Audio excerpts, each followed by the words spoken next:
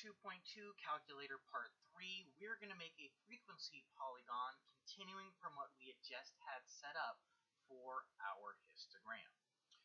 Now, I'm going to make my frequency polygon to live on top of my histogram. I like doing this for a number of reasons. One is I can make sure that it looks properly. Sometimes in the homework they just want you to make one or the other. Other times you're going to layer them on top of each other just for convenience sake. So I'm going to go second, stat plot. I'm going to go down to plot number 2 because, again, I'm doing both at the same time. All right, I'm going to highlight on and hit enter, so now plot 2 is also on.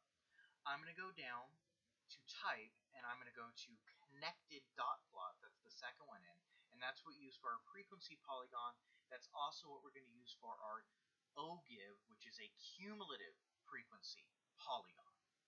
All right, we're using L1 and L2 again, and I like using the hollow box so that I can see what it is.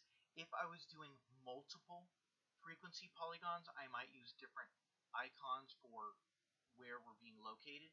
And remember, what we're literally doing is putting dots, XY pairs, onto the graph and then connecting them with our line. All right, everything looks good. Make sure your calculator screen matches mine. Hit graph. And oh look, we now have a frequency polygon, and it's lining up exactly one dot for each of the histogram things. You'll notice that on this list, these are all at the starting point, and that's just how we set it up. Now, if it was a true midpoint one, they'd be in the middle of each of these, and if it was an endpoint one, they'd be at the end of each of these.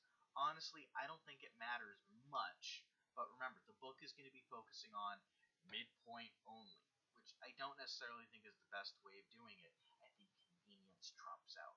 But you may have to shift your polygon left or right by a little bit.